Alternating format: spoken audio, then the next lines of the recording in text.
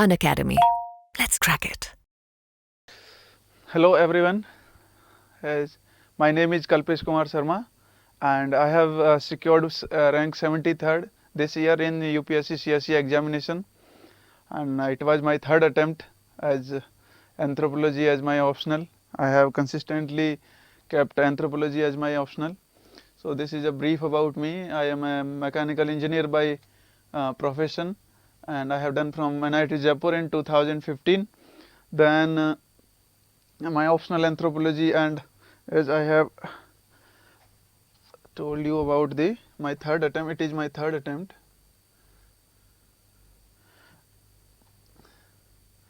It is my third attempt.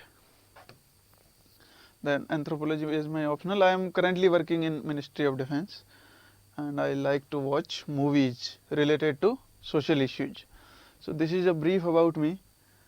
So now by using this code KS73, you can watch all the videos, all my classes free on Unacademy. So do input this code so that you can watch my classes on Unacademy. And these are other educators on this platform. You can subscribe to them according to your need, and they are very prominent in. They are also experienced, so you can take guidance from them also. So now let's come to the current affairs. So this session is mostly about the how to prepare current affairs for the UPSC Civil Services examination, because you might be knowing that the current affair forms a big chunk of the questions which are being asked in prelims as well as in mains part. Okay, in prelims I will tell you, like, many questions were directly many questions directly come from the current affairs part. So like for example, blue carbon, this year a question was there on blue carbon. So it is directly from the current affairs. Also in the mains they ask about the current affairs extensively. Like last year there was a question on the environmental impact assessment notification which came in 2020, and also there was a question earlier on the NIA Amendment Act. Also there was certain amendment to the NHRC's Act. So almost I mean to say a large part of the UPSC preparation is related to the current affairs only. Okay, so one cannot skip or one cannot ignore current affairs if he or she wants to clear this examination. So current affairs is of such importance in a UPSC Civil Services examination. So therefore I myself have faced a few problems, and also I am getting some questions from many of the aspirants to find out like how the current affairs are to be prepared, because people spend several hours or a lot of time on preparing current affairs, reading newspapers and also magazines, but they are not able to understand like what is to be read from the newspapers and the current affairs magazine. So I am here to share this knowledge which I have gained through my experience during this 3-4 years journey in the UPSC CSE examination. So I will throw some light on it, how to prepare the current affairs part of the examination. So let us begin with that. तो सबसे पहले है कि beginning with the current affairs. तो begin कैसे करें current affairs के साथ? तो इसमें है कि सबसे पहले आपको एक newspaper is the most important source for the current affairs. तो न्यूज़पेपर को आप छोड़ नहीं सकते किसी भी हालत में. वो न्यूज़पेपर कोई भी हो सकता है. आप हिंदी का न्यूज़पेपर पढ़ना चाहें तो हिंदी का जनसत्ता अच्छा है. मतलब if you are writing exam in the Hindi medium, then Jansatta और दैनिक जागरण. जनसत्ता मैंने खुद भी पढ़ा है, तो मैं वैसे तो मैंने इंग्लिश मीडियम में लिखा है एग्जामिनेशन, बट जनसत्ता मैं कभी कभार पढ़ता हूँ. ये बहुत ही अच्छा न्यूज़पेपर, इसमें क्वालिटी कंटेंट आता है. दैनिक जागरण भी कहते हैं, मैंने हिंदी के सेलेक्टेड कैंडिडेट से बात की तो उन्होंने बताया Dainik Jagran, but personally I do not have any opinion on it because I have not read it. Secondly फिर मैंने पढ़ा है the Hindu. The Hindu is, the Hindu को आप छोड़ नहीं सकते किसी भी हालत में, द हिंदू आपको पढ़ना ही पढ़ना है। इसमें से डायरेक्टली क्वेश्चन आते हैं प्रीलिम्स में। और सेकंड जो होता है इंडियन एक्सप्रेस, तो इसमें मैं रिकमेंड करूंगा कि द हिंदू जो है उसकी आप न्यूज पर फोकस कीजिए और इंडियन एक्सप्रेस के एडिटोरियल्स पर फोकस कीजिए। तो ये आपको कॉम्प्लीमेंट्री वे में पढ़ना है, दोनों को एक दूसरे को कॉम्प्लीमेंट करते हैं ये हिंदू और Indian Express for those people who are writing exam in the English medium. Okay, तो हिंदू और इंडियन एक्सप्रेस। देन ये मैं बिल्कुल बिगिनिंग से बता रहा हूँ, how to start from the scratch. Okay, so तो इसको आप पढ़ेंगे कुछ टाइम के लिए, तो फिर क्या होगा, after 2 months start with the magazine. Magazine here I mean to say is the monthly magazine of the coaching institutes which is there in the market.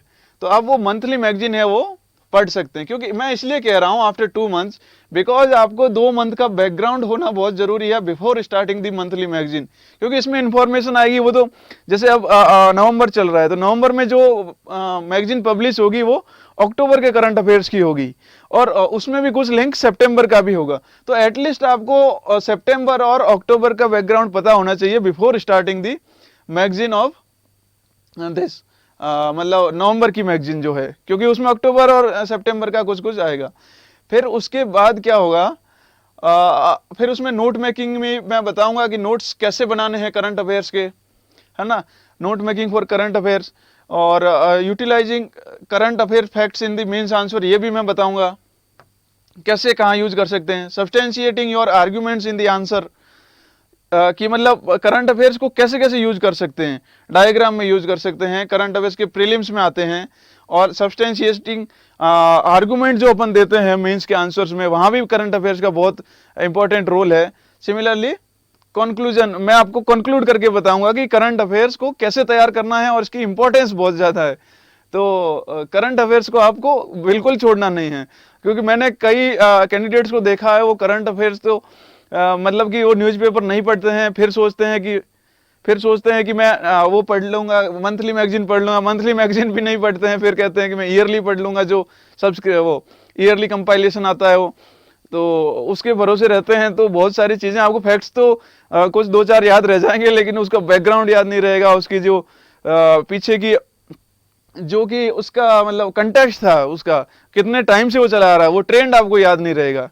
तो ठीक है, तो इसलिए मैं कहता हूं कि newspaper plus monthly magazine are the must, है ना। इसके बिना आप यदि सोचें कि आपको सीएसई निकल जाएगा, तो मेरे ओपिनियन में बहुत कम चांसेस है ऐसा निकलने के। निकल सकता है, दैट मतलब ऐसा हो सकता है, बट कम चांसेस है।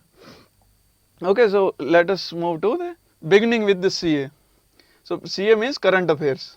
Okay, so begin with the newspaper. Any newspaper you can read. Like I told you about Jansatta in Hindi, and Jansatta की सबसे अच्छी चीज ये है कि ये फ्रीली अवेलेबल है इसकी वेबसाइट पर, ई पेपर आपको मिल जाएगा, ठीक है। देन हिंदू और express which I told, I Indian express, इसका एडिटोरियल और इसका न्यूज, ये आपको करना है। इंडियन एक्सप्रेस आपको फ्रीली मिल जाता है कई सारी वेबसाइट्स पर, और द हिंदू का आपको सब्सक्रिप्शन लेना होता है, या जैसे भी आप फिजिकली लेना चाहें फिजिकली ले लीजिए। तो इनिशियली क्या होगा, जब आप ये न्यूज़पेपर कोई भी जनसत्ता और ये जब भी कोई भी न्यूज़पेपर आप शुरू करेंगे तो आपको 3 से 3.5 घंटे लगेंगे। You will find that you are मतलब you are spending lot of time in the newspaper, but it is worth believe me. So ये जो 3 से 3.5 घंटे का टाइम है, ये आपको लगेगा कि यार 10 घंटे होते हैं दिन में, 3.5-4 घंटे तो न्यूज़पेपर ही पढ़ लिया, मैं पढ़ूंगा क्या। तो कोई बात नहीं, क्योंकि ये आपकी बिगनिंग है, तो आपको ज़्यादा एफर्ट डालना पड़ेगा। आपने न्यूज़पेपर हो सकता है पहले पढ़ा हो, लेकिन एग्जाम पॉइंट ऑफ व्यू से नहीं पढ़ा होगा, तो इसलिए अब एग्जाम पॉइंट ऑफ व्यू से पढ़ना है तो आपको थोड़ा टाइम लगेगा। लेकिन अब क्या होगा, लेकिन ग्रेजुअली वो रिड्यूस होता जाएगा, जैसे जैसे आपको बहुत सारी चीज़ों का आइडिया हो जाएगा, तो वो बहुत ही ईजी हो जाएगा न्यूज़पेपर पढ़ना। तो अब इसमें पढ़ना क्या है, एक तो कि focus on the news related to government, ठीक है, कि गवर्नमेंट में ने कोई डिसीजन लिया, किसी मिनिस्ट्री ने कोई डिसीजन लिया, किसी गवर्नमेंट की बॉडी ने कोई डिसीजन लिया है, तो आपको पता होना चाहिए, वो न्यूज़पेपर में होगा। गवर्नमेंट का कोई प्रोग्राम ऑर्गेनाइज हो रहा है, जैसे माननीय अपने प्रधानमंत्री जी वहां गए थे पूर्वांचल एक्सप्रेसवे का उद्घाटन करने, तो आपको वो चीजें ध्यान में होनी चाहिए, क्योंकि अब इससे क्या होगा कि आपको पूर्वांचल एक्सप्रेसवे का पता चलेगा। पूर्वांचल एक्सप्रेसवे पर वो अपना एयर स्ट्रिप, मतलब एज एयर स्ट्रिप यूज होती है वो, तो ये सारी चीजें आपको आइडिया लगेगा। देन इकोनॉमी के बारे में आपको पता होना चाहिए। इकोनॉमी का मतलब है मेरा यहाँ कि जो इकोनॉमी की जो चीजें हैं, जैसे कि अपन पढ़ते हैं स्टैटिक पोर्शन में इन्फ्लेशन, जीडीपी ग्रोथ, और मे बी मनी मार्केट, और ये सारी चीजें जो रहती हैं वो आपको पता रहना चाहिए। ठीक है, तो इसमें आप इकोनॉमी में देखेंगे कि डेली बेसिस पर या मतलब आता ही रहता है, मतलब 2-3 दिन में कुछ ना कुछ जीडीपी पर आ जाता है। तो जीडीपी बढ़ रहा है, जीडीपी कम हो रहा है, ये सारे ट्रेंड आपके ध्यान में होने चाहिए, मतलब ब्रॉड ट्रेंड्स है ना। ऐसा नहीं कि मतलब हर डेली देखने लग जाओगे आज कितना वैल्यू एडिशन हुआ, कल कितना हुआ, या मंथली कितना हुआ, वो याद करने की जरूरत नहीं है, लेकिन ब्रॉड आपको ट्रेंड पता होना चाहिए। जैसे कि कोविड के टाइम पर जीडीपी एकदम ठप हो गया, तो -24% गया था उस टाइम, जो फर्स्ट लॉकडाउन हुआ था। तो ये चीजें आपके ध्यान में होनी चाहिए, लेकिन उसके बाद हमने ग्रो किया है और अभी काफी हद तक रिकवर हो गई है। सिमिलरली इन्फ्लेशन के बारे में आइडिया होना चाहिए। सिमिलरली अपना जो फॉरेक्स है, एफडीआई है, ये सारी चीजें आपके ध्यान में होनी चाहिए, इनका ट्रेंड। ठीक है, और उसके अलावा फिर वर्ल्ड अफेयर्स मतलब कि कौन सा कंट्री कहां पर क्या कर रहा है। जैसे अभी अफगानिस्तान में कुछ इश्यू चल रहे हैं, तालिबान आया है, तालिबान की नई गवर्नमेंट आई है। अभी यूएन का वो सीओपी चल रहा था, उसका UNFCCC का सीओपी था क्लाइमेट चेंज के ऊपर। तो ये सारी चीजें आपके ध्यान में रहनी चाहिए। या और कहीं कोई टेररिस्ट अटैक हुआ है बड़ा कोई, या कहीं मतलब ईरान और इनके बीच में कोई कॉन्फ्लिक्ट हुआ है, तो वो सारी चीजें आपके ध्यान में रहनी चाहिए। ठीक है, और वो ग्रेजुअली आ जाएगी। आपको इनिशियली पहली बार पढ़ेंगे तो आपको लगेगा यार ये चीज मेरे को कुछ याद नहीं है, ईरान का कोई बैकग्राउंड नहीं पता है। तो आप ग्रेजुअली आप उसको महीना 2 महीना पढ़ेंगे तो आपको पता लग जाएगा, क्योंकि न्यूज़पेपर में या एडिटोरियल में वो ये चीज डिस्कस करते रहते हैं कि ईरान ने ऐसा हुआ था, 1990s में ऐसा हुआ था, 2000 में फिर उनका इन्वेजन हुआ, क्या क्या वॉर्स हुए। तो ये चीज आप धीरे धीरे एक दूसरे से लिंक कर पाएंगे, तो उस टाइम पर आपके लिए बहुत ही ईजी हो जाएगा ये चीज समझना। ठीक है, तो ये 3 चीजें एक तो देखनी है, government, economy and world. Then और जो है court decisions, court particularly high court and supreme courts, high courts and supreme court, इन दो का आपको जो डिसीजंस आते हैं वो आपको पढ़ना है।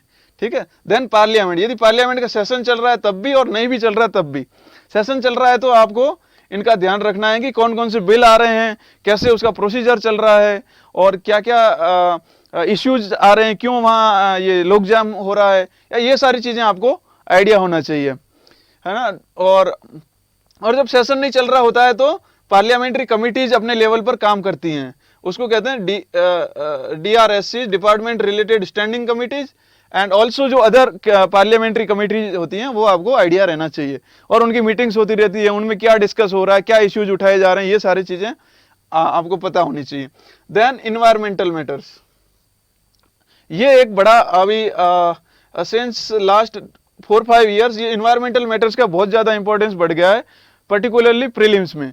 तो आप इन्वायरमेंटल मैटर्स को नहीं छोड़ सकते। जैसे एनजीटी का कोई वर्डिक्ट आया है, या फिर कोई सीपीसीबी ने कोई रिपोर्ट पब्लिश की है, या सीपीसीबी ने कुछ बैन लगाया है दिल्ली में, जैसे अभी एयर पॉल्यूशन का क्राइसिस चल रहा है, तो ये सारी चीजें आपको मतलब ब्रॉडली कवर होनी चाहिए। ऐसा नहीं कि आप डेली बेसिस पर दिल्ली का AQI याद रखने लगे, कल 300 था, आज 350 हो गया, परसों 400 था, तो वो याद रखने की जरूरत नहीं। ब्रॉड आइडिया पता रहना चाहिए कि दिल्ली में पॉल्यूशन के क्या क्या रीजन्स हैं और उन रीजन का क्या क्या शेयर है। लगभग जैसे 40% is because of the vehicle pollution, और ऐसे करके कुछ ब्रॉड आपको आइडिया रहना चाहिए। ऐसा नहीं कि सब चीज आप याद करने लग जाओ, ठीक है, इतना डीप में भी नहीं होता है।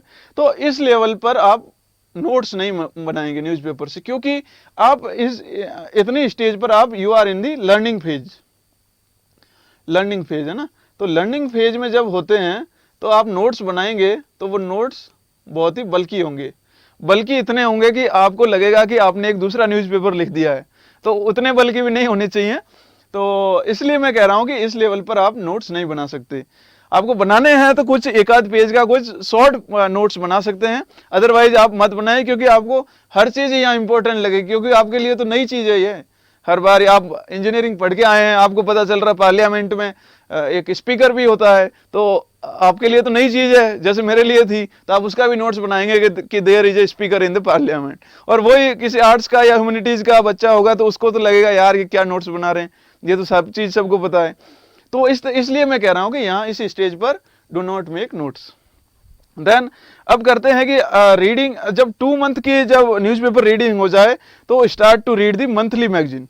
ओके, मंथली मैगजीन अब आप रीड कर सकते हैं, जैसा मैंने पहले भी एक्सप्लेन किया आपको, क्योंकि उसमें 2-3 महीने के वो आते हैं करंट अफेयर्स, मतलब 1 महीने का आता है मेजरली तो, लेकिन पिछले भी आते हैं कुछ कुछ रिलेट करके। तो इसलिए आप इस स्टेज पर मंथली मैगजीन पढ़ लीजिए, और इसको आप लिंक करके देखिए कि इसके रिगार्डिंग न्यूज़पेपर में एक्चुअली आया क्या था, है ना। जैसे कि मैंने यहाँ लिखा है, try to recall newspaper news while reading the magazine. तो आपको जो पूरा कंटेक्स्ट है उसका धीरे धीरे समझ में आने लगेगा कि अच्छा न्यूज़ में ऐसा आया था कि इलेक्शन कमीशन ने एक नोटिफिकेशन इश्यू किया था कि बिहार में इलेक्शन होंगे, और अब जो है नेक्स्ट मंथ में, जैसे सितंबर में नोटिफिकेशन जारी किया था, तो उसके बाद अपना ये मॉडल कोड ऑफ कंडक्ट लग गया, और अक्टूबर में चुनाव हुए वहाँ, और ये सरकार बनी है। तो आपको धीरे धीरे समझ में आने लगेगा कि जब भी किसी स्टेट में या इंडिया में इलेक्शन होते हैं तो इलेक्शन कमीशन नोटिफिकेशन इश्यू करता है, और उसके बाद जैसे इलेक्शन कमीशन ने नोटिफिकेशन इश्यू किया, वो एमसीसी जो है model code of conduct force में आ जाता है। ठीक है, तो आपको ये चीजें धीरे धीरे लिंक होने लगेंगी, और मॉडल कोड ऑफ कंडक्ट का इसमें दे रखा होगा मैगजीन में, तो आप समझ जाएंगे कि मॉडल कोड ऑफ कंडक्ट है क्या, उसके अंदर क्या क्या चीजें होती हैं।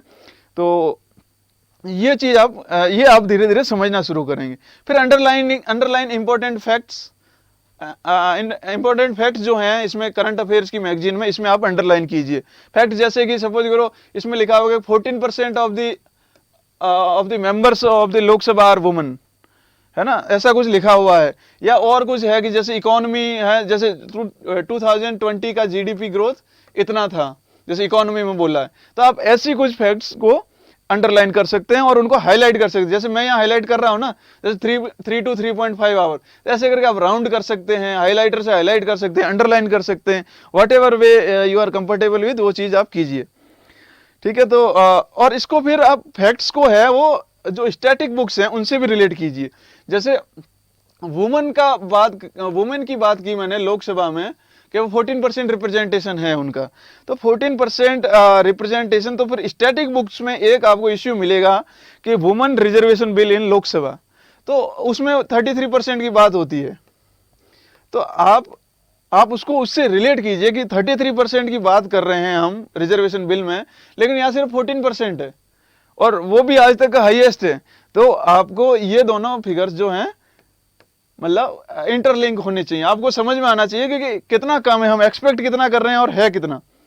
तो ये चीज आप धीरे धीरे कंपेयर करेंगे तो बहुत ही इजी हो जाएंगे आपके लिए। ठीक है, तो again don't make notes till now, because आप यहाँ पर अंडरलाइन कर रहे हैं इसमें इसमें मैगजीन में, तो उतना सफिशिएंट है अभी के फिलहाल के लिए। ठीक है, तो अब मूव करते हैं नेक्स्ट की ओर। तो नेक्स्ट जो है मैं आपको बता रहा हूं कि कोई न्यूज जो होती है उसको पढ़ना कैसे है ना। तो पढ़ना कैसे है, जैसे कि ये है न्यूज है, आपको शायद विजिबल हो, women officers can now get permanent commission in army. ये न्यूज आई थी लास्ट ईयर जुलाई अगस्त के लगभग 2020 में, मेरा इंटरव्यू था उस टाइम, तो मुझे इसलिए याद है ये। तो एमओडी ने बोला है, मिनिस्ट्री ऑफ डिफेंस ने has issued the formal government sanction letter for grant of permanent commission to women officers in the army. तो मिनिस्ट्री ऑफ डिफेंस ने formal government sanction letter issue कर दिया है। ये सुप्रीम कोर्ट का पहले verdict आया था, उसके बाद गवर्नमेंट ने ये किया था। तो अब इसमें कुछ कुछ चीजें हैं कि जो इंपॉर्टेंट है। तो अब गवर्नमेंट ने बोला है कि the selection board will be scheduled as soon as all affected short service commission women officers exercise their options and complete required documentation. तो ये उन्होंने प्रोसीजरल गाइडलाइंस बनाई है। ठीक है, और 10 स्ट्रीम्स में ये करेंगे। और ऐसी ऐसी चीज़ों को आपको हाईलाइट करना है। ये मैंने उस टाइम इसमें लैपटॉप में किया था, पीडीएफ में। और ये the order follows a supreme court verdict, ये जैसे मैं बोल रहा था, ये सुप्रीम कोर्ट का वर्डिक्ट आया था, उसको फॉलो करते हुए। तो आपको ये चीज़ लिंक हो जाएगी कि पहले इसका मतलब कि वुमन को परमानेंट कमीशन का राइट नहीं था, और अब सुप्रीम कोर्ट ने बोला है, उसके बाद गवर्नमेंट ने फॉर्मली उसका लेटर इश्यू किया। तो ये चीज़ आपको लिंक हो जाएगी। The same procedure for made would be followed for women to give permanent commission. ठीक है, तो ये चीजें आपको हाईलाइट करनी है और इन चीजों पर मेन अटेंशन देना है आपको। बाकी चीज जो है, जैसे इन्होंने 10 स्ट्रीम्स बोल ली है, तो 10 स्ट्रीम्स का आपको आइडिया होना चाहिए। आपको याद नहीं करनी है सारी के army, air defence, signals, engineers. आपको सिंपली देखना है कि इसमें कॉम्बैट फोर्सेज की बात नहीं की गई है, तो आप सिंपली लिख देंगे कि education corps and engineering core and also any other such core like intelligence core, signal corps. बस मतलब कि जो नॉन कॉम्बैटेंट कोर हैं उनकी बात कर रहे हैं यहाँ पे, तो वो आपके दिमाग में आइडिया होना चाहिए। दूसरा एग्जाम्पल लेता हूं मैं, India expects China to work sincerely MEA। तो MEA का कोई भी स्टेटमेंट होता है, MEA means ministry of external affairs, तो उस स्टेटमेंट को आपको मिस नहीं करना है। वो हमेशा आपको ध्यान रखना है कि MEA का क्या स्टैंड है किसी भी पर्टिकुलर इश्यू पर। MEA का जो स्टैंड है वो हमारी गवर्नमेंट ऑफ इंडिया का स्टैंड है, और वो हमें जानना बहुत ही जरूरी है from the mains point of view and also from the interview point of view. ठीक है, तो India called on China to work sincerely on the disengagement plan at the line of actual control as agreed by both sides amid concerns that the process has slowed down after the people's liberation army soldiers fail to withdraw. So PLA के जो soldiers हैं, they have failed to withdraw from ridges of the finger areas. तो उसके बाद government ने बोला है कि यू शुड एक्सेलरेट दिस, है ना। तो ये सब चीजें अपने को ध्यान में होनी चाहिए। तो इस तरह से आप अंडरलाइन करके पढ़ सकते हैं। ये थोड़ा ज्यादा अंडरलाइन है क्योंकि ये शायद उस टाइम का है जब मेरा इंटरव्यू था, तो मुझे हर चीज अंडरलाइन करनी पड़ती थी, मतलब बहुत सारी चीजें। तो आपको इतने करने की जरूरत नहीं है, आप सिंपली पढ़िए और कुछ कुछ चीजें कर लीजिए। जैसे कि MOD का गवर्नमेंट सैंक्शन लेटर आया, सुप्रीम कोर्ट का वर्डिक्ट, बस दैट्स इट। तो इस तरह से आप न्यूज़पेपर पढ़ेंगे। और इसमें भी जैसे सुप्रीम कोर्ट, एक और एग्जांपल मैं दे रहा हूं, supreme court rejects Rajasthan speaker's plea to stay high court proceedings, है ना। Case pertains to the validity of anti defection notices. तो एंटी डिफेक्शन नोटिसेस सर्व किए गए थे 2020 में राजस्थान में टू द MLAs। तो उसके लिए सुप्रीम कोर्ट ने रिजेक्ट कर दिया speaker's plea to stay high court proceedings. तो अब इसमें एक तो ये द हिंदू में ऐसा कोई बन के आता है बॉक्स, वो बहुत ही इंपॉर्टेंट होता है, क्योंकि इसमें ये पूरा जो ये कहानी लिखेगा वो he will explain it in very very brief here. तो आपको ये देखना, few of the observations made by justice Arun Mishra in the Rajasthan case. तो ये जो ऑब्जर्वेशंस हैं ये आ जाएंगे, और इसमें पर्टिकुलरली ये ऑब्जर्वेशंस ही आएंगे, और इसमें भी यही चीज सारी लिखी होगी। ठीक है, तो आप ये तो आपको मिस करना नहीं है, आपको ये भी देखना है, मतलब ब्रीफली, बट ये बहुत इंपॉर्टेंट हो जाता है। तो इस तरह से आप अंडरलाइन कर सकते हैं। ये मैंने कंप्यूटर में किया, आप सिंपली फिजिकली कर सकते हैं। अब इसका ही वो नीचे उसी का नीचे का नीचे का पार्ट है उसी आर्टिकल का। The larger question here is whether a legislator's voice of decent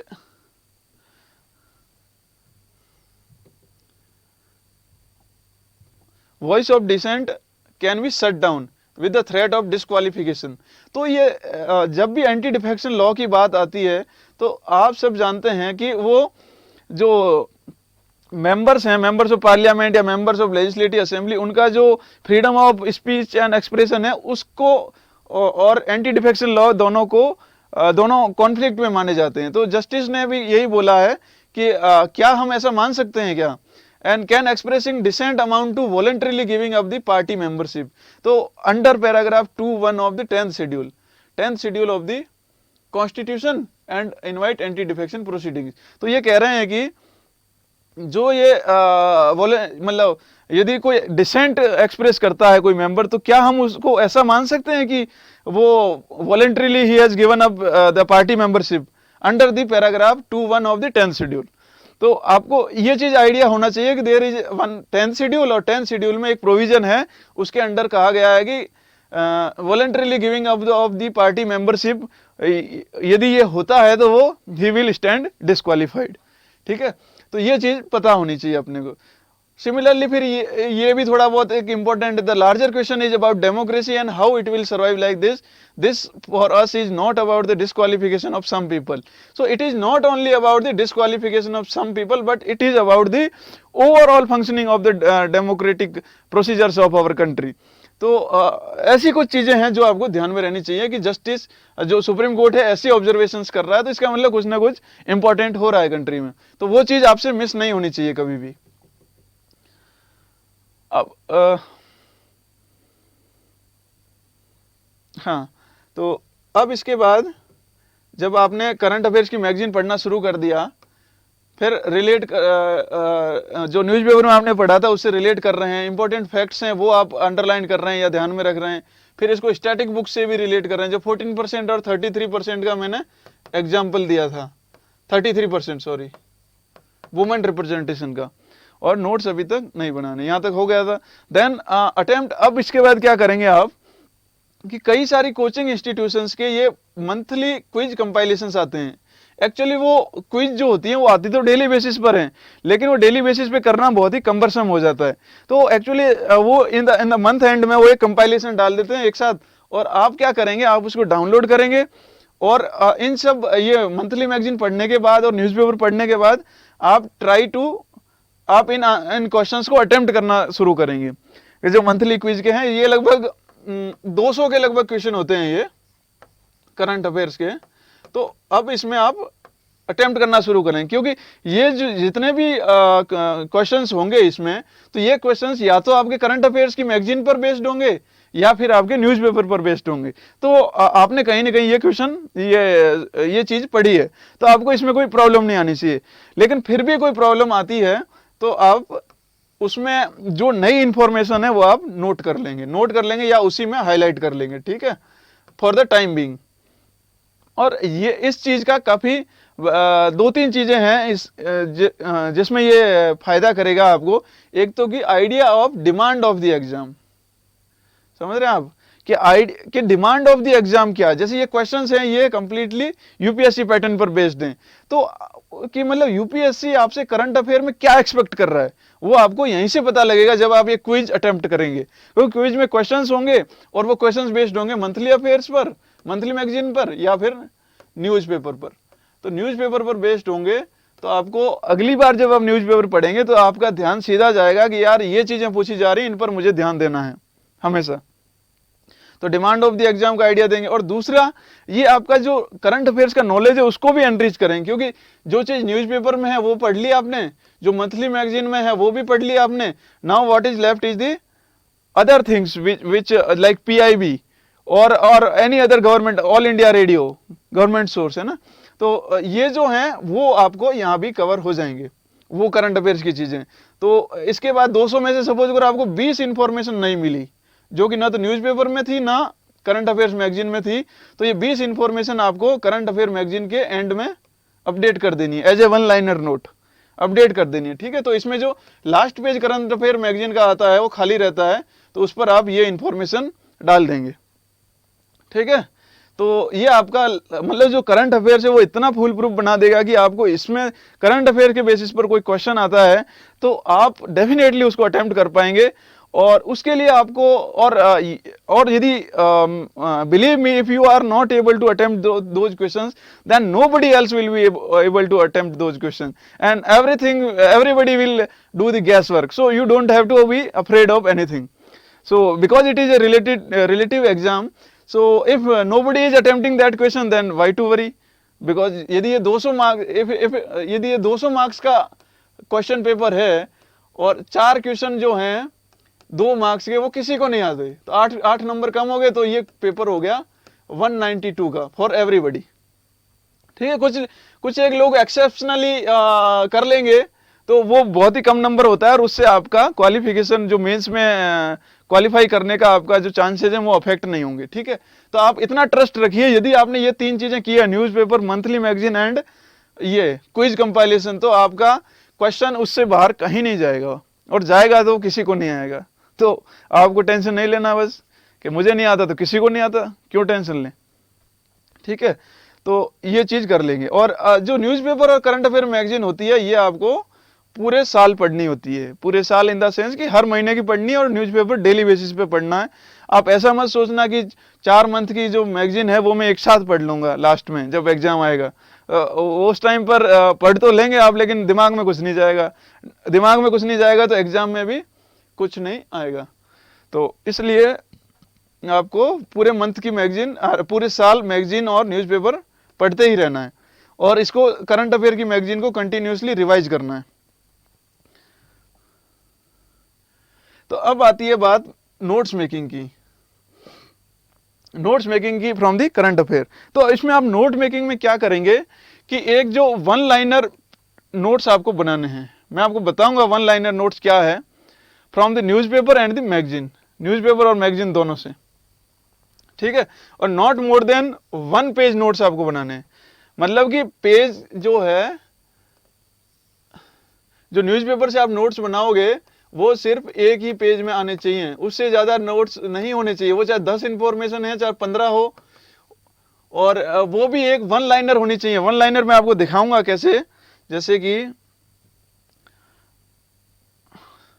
ये वन लाइनर नोट्स है, ठीक है। जैसे कि आकाश के बारे में बताया है मैंने, ये आकाश के बारे में कहीं आया होगा, आकाश के बारे में, आकाश मिसाइल के बारे में कहीं आया होगा न्यूज़पेपर में या मैगजीन में, तो वहां से मैंने बनाया है। तो उसमें एसएम लिख दिया है 60 किलोमीटर एंड 2.5 मैक। तो ये सिंपली लिख दिया कि ये सरफेस टू एयर मिसाइल है, 60 किलोमीटर इसकी रेंज है और 2.5 इसका मैक है जो स्पीड है, ठीक है। सिमिलरली ये कटलास एक्सप्रेस करके एक एक्सरसाइज होती है, तो ये एक्सरसाइज भी मैंने यहाँ पर लिख दी है। तो इतने ही आपको नोट्स बनाने, ऐसा नहीं आप पूरा भर दें इसका। कटलास एक्सप्रेस में कौन कौन सी शिप ने पार्टिसिपेट किया, रोहिणी ने किया, उसने किया, अफ्रीका का ये वाला शिप आया, यूएस का ये वाला शिप आया, वो याद करने की जरूरत नहीं है आपको। आपको सिंपली याद करना है कि कटलास एक्सप्रेस एक्सरसाइज हुई और वो किस किस कौन कौन सी कंट्री उसमें पार्टिसिपेट करते हैं, US, UK, India and 12 eastern African countries. Eastern African countries में थोड़ा बहुत आइडिया रख लीजिए, तंजानिया, केनिया वेनिया ये होंगे, ठीक है। और फिर जैसे मैंने एक मेंशन किया है यहाँ, फिट फॉर 55 इनिशिएटिव। तो फिट फॉर 55 इनिशिएटिव क्या है ये अब जैसे कोई पूछेगा कि सिंपली तो नहीं पता होगा, लेकिन जब न्यूज़पेपर में आया या मैगजीन में आया तो मैंने इसको लिख दिया कि ये है ईयू का। और ईयू का क्या है, ये reduce the green house gas emissions to 55% by 2030 from the 1990 level. तो ये मैंने इंफॉर्मेशन इसमें डाल दी। तो ये मैं बार बार पढ़ूंगा, 10 बार पढ़ूंगा तो ऑटोमेटिकली याद होगी, तो इसमें कभी कोई दिक्कत नहीं आएगी।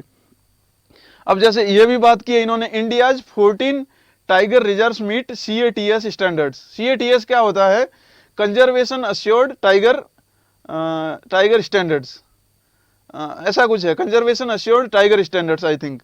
तो एस का मुझे कंफर्म नहीं है, लेकिन ये जो है ये एक सर्टिफिकेशन है। यदि हम अच्छे से कंजर्व करते हैं टाइगर्स को तो ये सर्टिफिकेशन हमें मिलता है। तो इंडिया के 14 टाइगर रिजर्व्स को मिल गया है, ठीक है। तो और मैंने सिंपली लिखा है कि दिया किसके द्वारा जाता है, by global tiger forum and WWF India. ये दो बॉडीज हैं, दो ये देती हैं। और सिंपली आपको आइडिया होना चाहिए थोड़ा बहुत कि मानस, कांजीरंगा, ओरांग, सुंदरबंस, वाल्मीकि इन सबको दे रखा है, पराम्बिकुलम, बांदीपुर को।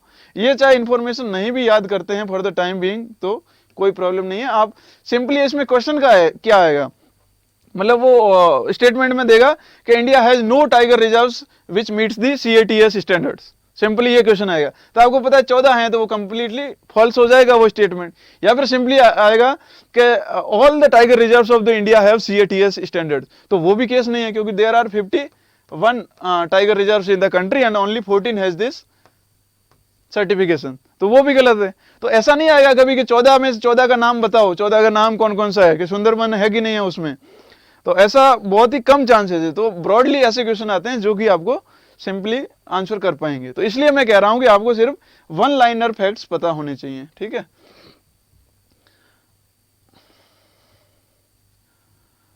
तो ठीक है, तो और करंट अफेयर की जो मैगजीन होती है उसमें वो इन चीजों पर भी फोकस करते हैं, किस पर कि मेंस रिलेटेड एस्पेक्ट्स भी उसमें देता है।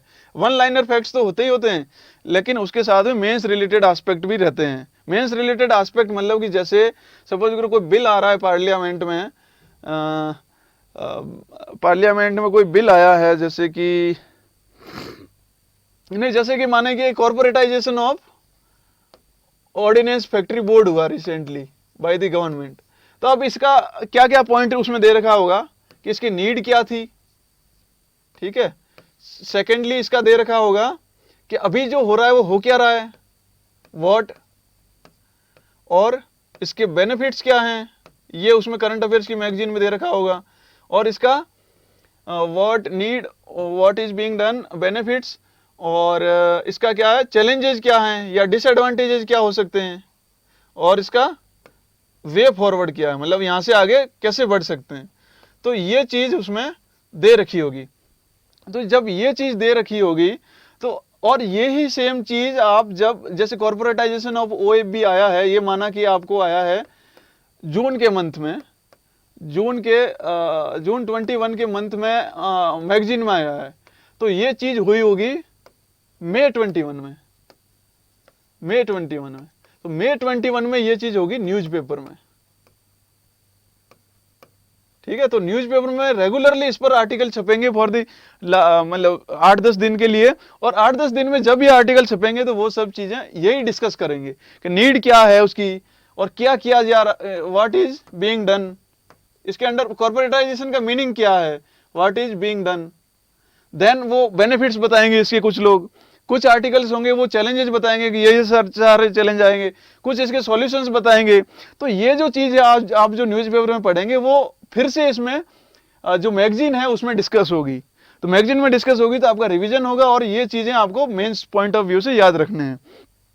तो जैसे कि इसमें क्वेश्चन आ सकता है मेंस में कि recently government of India has announced the corporatization of the ordnance factory board, and what are your means, do you agree that the corporatization of the OFB will lead to certain improvement in our defense production capacities of the country, है ना। तो आपको यही सब कुछ लिखना है कि प्रेजेंट सिचुएशन क्या थी, नीड क्या थी उसकी, फिर अभी कॉर्पोरेटाइजेशन के अंडर हो क्या रहा है, उसके बेनिफिट्स क्या होंगे, चैलेंजेस क्या क्या आएंगे उसमें, एंड देन उस चैलेंजेस को टैकल कैसे कर सकते हैं। और इन द एंड जब कंक्लूजन लिखेंगे तो आप कंक्लूजन में लिख देंगे कि जैसे कि डू यू अग्री पूछा है उन्होंने, तो आप सिंपली लिखेंगे कि corporatization of the ordnance factory board has been under discussion for a long time and many committees like Shekatkar committee have recommended it, and if it is implemented in a right spirit, then definitely it will improve India defence production capacity. तो आपको positive way में ही उसका answer देना है, ठीक है। तो वो कंक्लूजन कर देंगे। तो ये मतलब ये आपको करंट अफेयर्स के मैगजीन में दे रखा होगा और ये आपको प्रिपेयर करना है अच्छे से, क्योंकि ये आपने न्यूज़पेपर में भी पढ़ा है डेली बेसिस पे, फिर मैगजीन में आया है, तो आपको ये चीज कभी भूलेंगे ही नहीं आप, ठीक है। तो इसलिए ये न्यूज़पेपर पढ़ना बहुत जरूरी है। Then note down case studies and examples from the newspaper and the magazines. तो आपको केस स्टडीज और एग्जाम्पल्स भी नोट डाउन करने हैं। केस स्टडीज का मतलब क्या है मेरा, पहले एक साल पहले कोविड आया उससे पहले इसमें ये था इंडियन एक्सप्रेस में 2 पेज आते थे। एक तो मंडे को आता था गवर्नेंस पेज, तो उसमें वो जो अच्छी अच्छी गवर्नेंस प्रैक्टिस थी इंडिया में वो आती थी।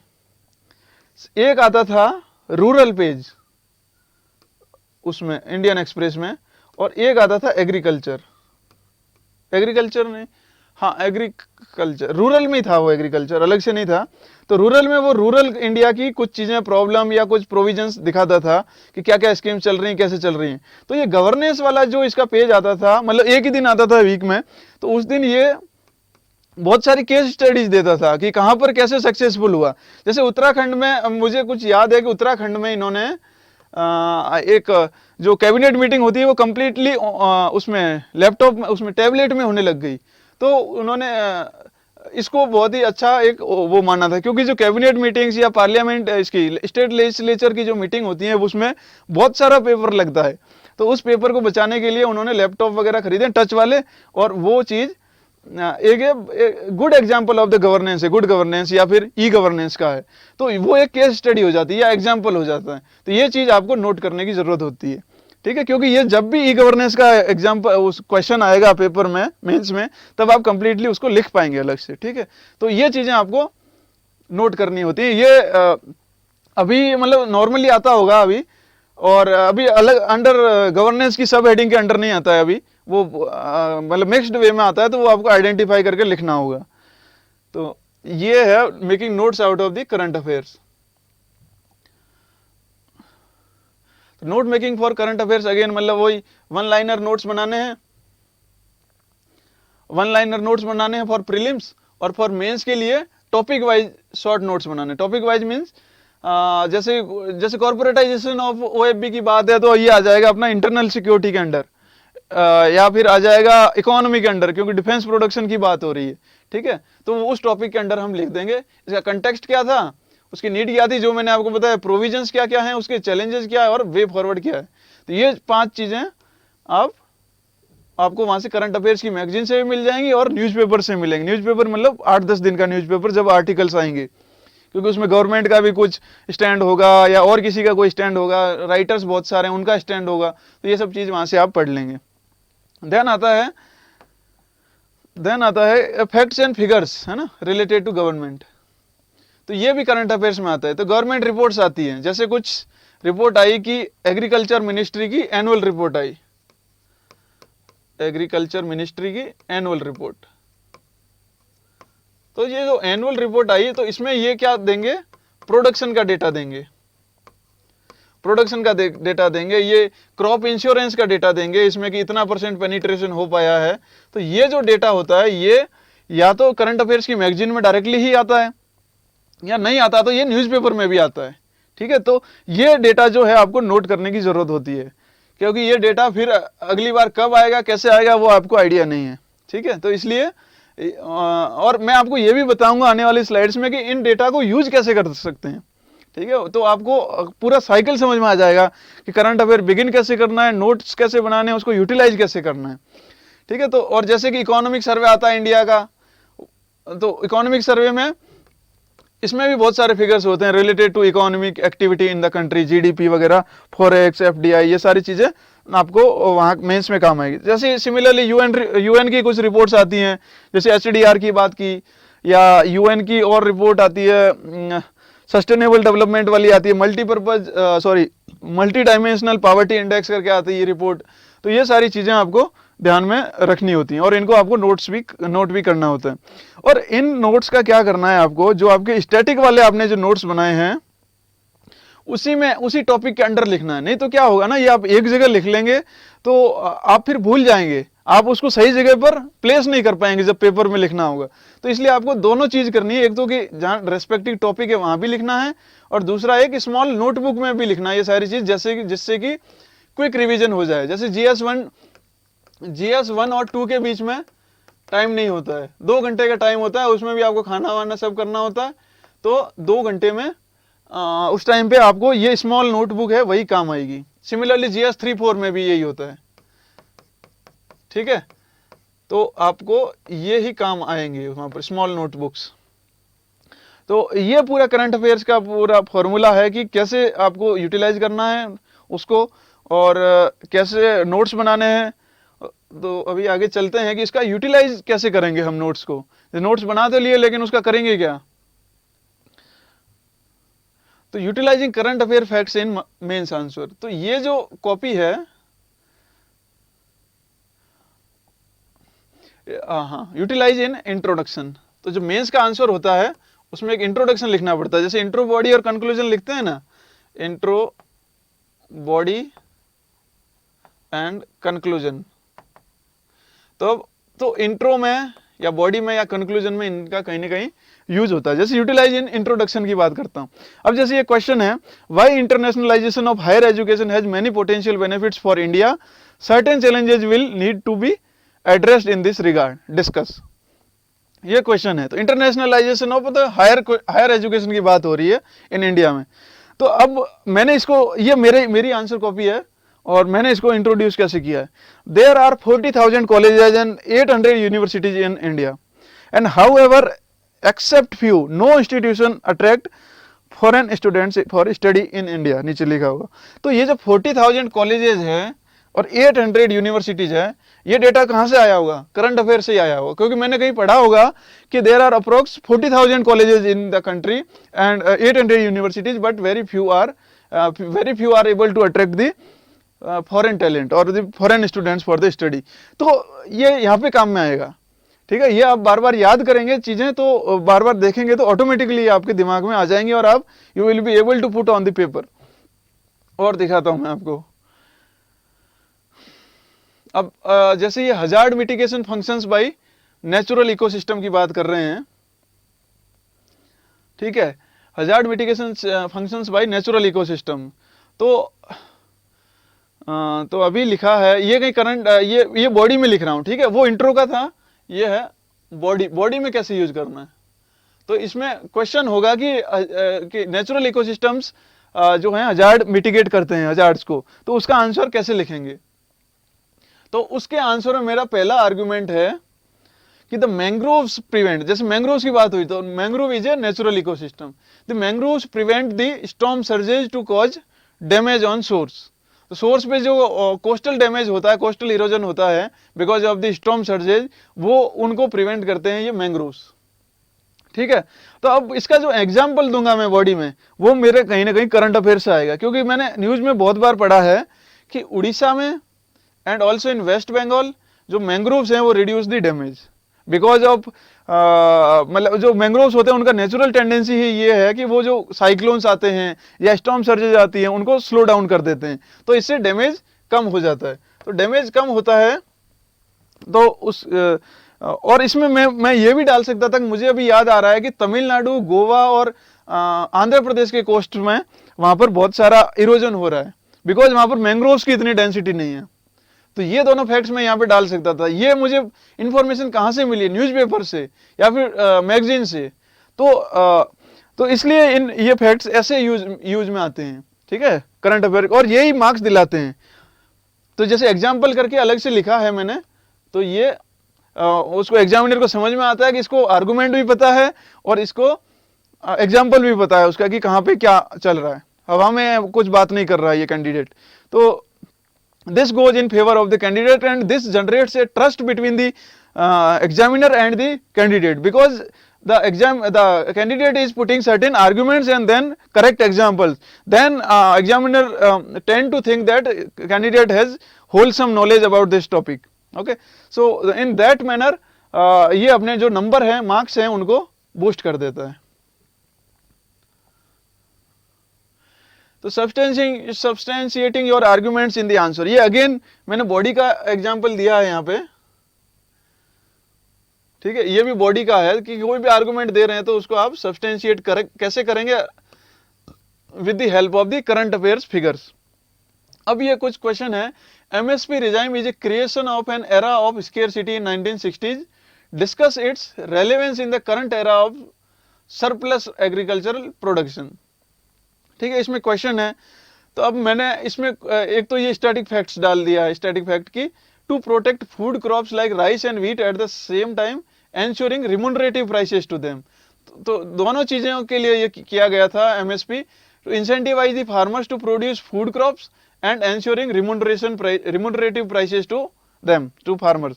तो अब ये जो है ये मैंने आपको यहाँ जूम करके दिखाया है, ये जो यहाँ पे लिख दिया मैंने need of MSP in 1960s, अब मैं लिख रहा हूँ relevance of MSP in current era, क्योंकि ये यही पूछा है ना कि उस टाइम पे नीड थी लेकिन अभी era of surplus agricultural production है, तो क्या अभी इसकी जरूरत है क्या? तो मैंने लिखा है it helps small and marginal farmers. तो स्मॉल एंड मार्जिनल फार्मर्स कितने हैं? 86% ऑफ द टोटल फार्मर्स हैं। ये डेटा मेरे पास कहाँ से आया? इकोनॉमिक सर्वे से आया होगा, मैगजीन से आया होगा या न्यूज़पेपर से आया होगा। तो ये 86% ऑफ द टोटल है। तो ये जो डेटा मैंने डाला ये बहुत ही बड़ा इंपैक्ट डालता है एग्जामिनर पर, कि इसको पता है 86% of the farmers are small and marginal, so therefore the MSP regime is very important. तो इस तरह से ये डेटा यूज होते हैं, ठीक है। एनरिचिंग डायग्राम्स, अब जैसे डायग्राम्स की भी बात है तो उसमें भी करंट अफेयर्स डाल सकते हैं। अब जैसे ये कुछ जैसे इंडिया की जो सिक्योरिटी फोर्सेज हैं या CAPF हैं, सेंट्रल आर्म्ड पुलिस फोर्सेज, उनके रिगार्डिंग कुछ ये वो था क्वेश्चन, तो उसमें मैंने डाला है ये इंडियन नेवी जैसे यहाँ प्रोटेक्ट करती है, कोस्ट गार्ड यहाँ प्रोटेक्ट करता है, BSF यहाँ प्रोटेक्ट करती है, इंडियन आर्मी यहाँ पे है, ITBP यहाँ पे, SSB, ये सारा डाला है। तो इसमें कोई नई फोर्स की भी बात हो रही थी जो चाइना के लिए स्पेशलाइज बनानी है, तो मैं यहाँ पे कैसे दिखा दूंगा न्यू,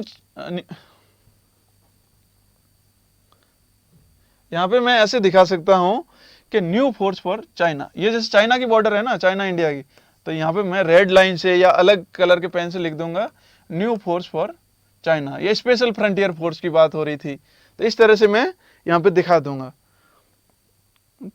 ठीक है, वन, या फिर ऐसे भी इसमें बता सकते हैं कि वन बॉर्डर वन फोर्स का जो प्रिंसिपल है कि वन बॉर्डर वन फोर्स, जैसे वन बॉर्डर है ये तो यहाँ BSF है, वन बॉर्डर ये है, ये चाइना इसके नेपाल और भूटान के साथ, इसमें SSB है, ठीक है, तो ITBP है जैसे, तो ये भी यहाँ पर यूटिलाइज हो सकते हैं। तो अब ये तो हो गई मेंस की बात कि मेंस में कैसे यूज होता है करंट अफेयर्स का। सिमिलरली अब मैं आपको दिखाता हूँ इन प्रीलिम्स में क्या यूज है करंट अफेयर्स का। तो आपको काफ़ी हद तक तो चीज़ें पता होंगी, लेकिन फिर भी मैं आपको एम्फेसाइज डालने के लिए बताता हूँ कि जो मैं एक दूसरे वीडियो में मैं प्रीलिम्स की भी बात करता हूँ कि प्रीलिम्स को कैसे 100% आप श्योर हो सकते हैं, तो उसमें सबसे बड़ा एक फैक्टर न्यूज़पेपर रीडिंग और करंट अफेयर्स भी था। तो अब जैसे ये क्वेश्चन पूछा है, with reference to India consider the following statements, when a prisoner makes out a sufficient case, parole can not be denied to such prisoner because it becomes a matter of his her right. तो ये जो चीज़ है ये Indian express में आई थी, ये मुझे अभी भी याद है। ये रिगार्डिंग शायद या तो संजय दत्त के रिगार्डिंग थी या फिर ये विकास दुबे के रिगार्डिंग थी, तब ये रिपोर्ट आई थी, उसमें एक्सप्लेन्ड सेक्शन में आई थी इंडियन एक्सप्रेस के। तो ये चीज़ अपने को बहुत ही क्लियरली वहाँ से पता लगेगा, तो इसलिए मैंने इस पर मेंशन किया न्यूज़पेपर रीडिंग से। तो इसकी वजह से आप इजीली आप इसको आंसर कर सकते हैं इस क्वेश्चन को, और आपको कहीं कोई प्रॉब्लम नहीं आएगी। तो जो लोग न्यूज़पेपर नहीं पढ़ पा रहे हैं उनके लिए ये एक हर्डल बन जाता है और उनको लगता है कि पेपर डिफिकल्ट है, जबकि paper directly from the newspaper है।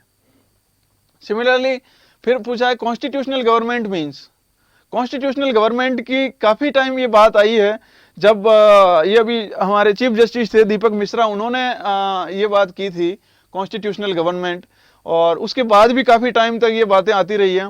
तो इसमें ये रहता है कि लिमिटेड फॉर्म ऑफ गवर्नमेंट, मतलब कि कॉन्स्टिट्यूशन गवर्नमेंट से ऊपर है और उसके अकॉर्डिंग ही चलेगी, तो इसमें डी आंसर हो जाएगा। तो ये कई बार ये बात आई है इसमें करंट अफेयर्स में, तो ये इजीली अपने को पता रहता है कि इसका आंसर क्या होगा। ठीक है, तो ये प्रीलिम्स की बात कर रहा हूं मैं। नाउ अगेन जैसे डायरेक्टली इन्होंने पूछा है ब्लू कार्बन क्या होता है, ब्लू कार्बन क्या होता है। तो ब्लू कार्बन जो है वो बहुत बार न्यूज में आया है। तो blue carbon is related to the carbon, जो कोस्टल और ओशियन सिस्टम में कार्बन कैप्चर हो जाता है उसे ब्लू कार्बन कहते हैं। तो ये बहुत ही सिंपल सा क्वेश्चन है, लेकिन यदि ये कहीं नहीं पढ़ा है, न्यूज़पेपर नहीं पढ़ा है, मंथली मैगजीन नहीं पढ़ी है, तो ये क्वेश्चन बहुत ही डिफिकल्ट बन जाएगा। क्योंकि ये भी हो सकता है यदि न्यूज़पेपर नहीं पढ़ी है तो कि carbon content in petroleum and natural gas, it is also kind of blue. Carbon present in atmosphere, it is also kind of blue because atmosphere looks seems like blue. तो इस तरह से ब्लू ब्लू करके बहुत ज़्यादा confusion हो जाएगा, लेकिन यदि हमने पढ़ा है तो डायरेक्टली हम इसको मार्क करेंगे। ठीक है, ये भी करंट अफेयर से आया डायरेक्ट। ये सारा ये पेपर 2020 का दिखा रहा हूँ मैं। जो कि लोग बोल रहे हैं कि ये completely out of the trend आया है ना, तो आउट ऑफ द ब्लू आया है, तो ऐसा कुछ नहीं है। ये पेपर डायरेक्टली न्यूज़पेपर और स्टैटिक बुक से ही आया है। और ऐसे जैसे बॉल गॉड 1 की बात हुई है, बॉल गॉड 2 की बात हुई है, ये हमेशा न्यूज़ में आता रहता है। जैसे महाराष्ट्र में ये जो कॉटन ग्रो करते हैं उसमें ये बॉलवर्म है वो अटैक करता है, तो बॉल गॉड 1 एंड 2 यूज होते हैं उसको जेनेटिक इंजीनियरिंग में, जिससे कि जो कॉटन वाले हैं उनको वो कर सकें, सॉरी जो बॉलवर्म है उसको कर्व कर सकें। तो इसमें प्लांट ग्रोथ, तो इसका भी आंसर आप निकाल लेंगे उसी मेथड से। Developing genetically crop plants, production of plant growth substance, production of bio fertilizer, ये नहीं होगा। Developing genetically modified crop plants, clonal propagation of crop plants, तो ये हो जाएगा इसका, क्योंकि इसमें बोलवर्म जो है उस पर अटैक करता है, तो उसको प्रिवेंट करने के लिए हम जेनेटिकली मॉडिफाई करेंगे उसको। ठीक है, तो ये सीधा सा न्यूज़पेपर से ही होगा। तो इसमें कंक्लूजन ये है कि आप न्यूज़पेपर को कभी भी छोड़ नहीं सकते किसी भी हालत में, न्यूज़पेपर या करंट अफेयर्स को। तो ये मेरा पूरा सेशन इसी पर बेस्ड है कि आप करंट अफेयर्स को कैसे प्रिपेयर करेंगे और कैसे उस पर बिल्टअप करेंगे और कैसे उसको यूटिलाइज करेंगे मेंस और प्रीलिम्स में। तो इसलिए मैं अगेन आपसे अर्ज करता हूं कि करंट अफेयर्स आप न्यूज़पेपर एटलीस्ट डेली पढ़िए, न्यूज़पेपर आप पढ़िए, नहीं समझ में आता है तो आप हेल्प लीजिए। जैसे कि आजकल यूट्यूब पर बहुत ज़्यादा ऐसे वो आते हैं, मतलब यूट्यूब पर चैनल बहुत सारे टॉपर्स के या जो सीनियर्स हैं उनके वीडियोज आते हैं और वो पढ़ के बताते हैं कि इस न्यूज़पेपर में, इस न्यूज़ में आपको क्या पढ़ना है। तो इनिशियली आप उनकी हेल्प ले सकते हैं, लेकिन इवेंचुअली आपको खुद ही पढ़ना पड़ेगा। आप ऐसा नहीं कि उसी पर कंप्लीटली रिलाई कर गए, तो वो तो फिर गलत हो जाए, क्योंकि आपके वो जो न्यूज़ है वो इंटरनलाइज नहीं हो पाएंगी। तो इसलिए आप खुद न्यूज़पेपर पढ़ें, खुद ही मैगजीन पढ़ें, कोई शॉर्टकट मत ढूंढिए इसका, क्योंकि शॉर्टकट जो है वो आपको भी शॉर्टकट बना देता है, आपको भी बाईपास कर देता है यूपीएससी एग्जाम से। तो इसलिए आप इस पर मतलब न्यूज़पेपर और करंट अफेयर्स को मत छोड़िए, ये बहुत ही इंपॉर्टेंट है। तो मैं समझता हूँ कि आपको मेरी बात समझ में आई होगी। तो इसी बिहाफ पर, तो इसी के साथ मैं तो जो यूपीएससी को क्रैक करने का जो फंडा है उसमें एक करंट अफेयर्स भी बहुत बहुत बड़ा रोल है। और ये मैं नहीं, मतलब पिछले 10-15 सालों से टॉपर्स यही कहते आ रहे हैं, जब से ये ट्रेंड चालू हुआ है मतलब यूट्यूब वगैरह पर। तो do not ignore the importance of the current affairs and उसको और यूटिलाइज कीजिए। आप करंट अफेयर्स का जितना आपके पास इंफॉर्मेशन रहेगा, आप उतने अच्छे से मेंस का आंसर लिख पाएंगे, क्योंकि आप जब उसमें फिगर्स डालते हैं, फैक्ट्स डालते हैं, तो वो इवेंचुअली वो एग्जामिनर को दिखता है और वो आपको मार्क्स अवॉर्ड करता है। तो इसलिए नेवर फॉरगेट टू और never ignore the importance of the current affair in the UPSC exam, UPSC preparation. So that is it from my side. Thank you.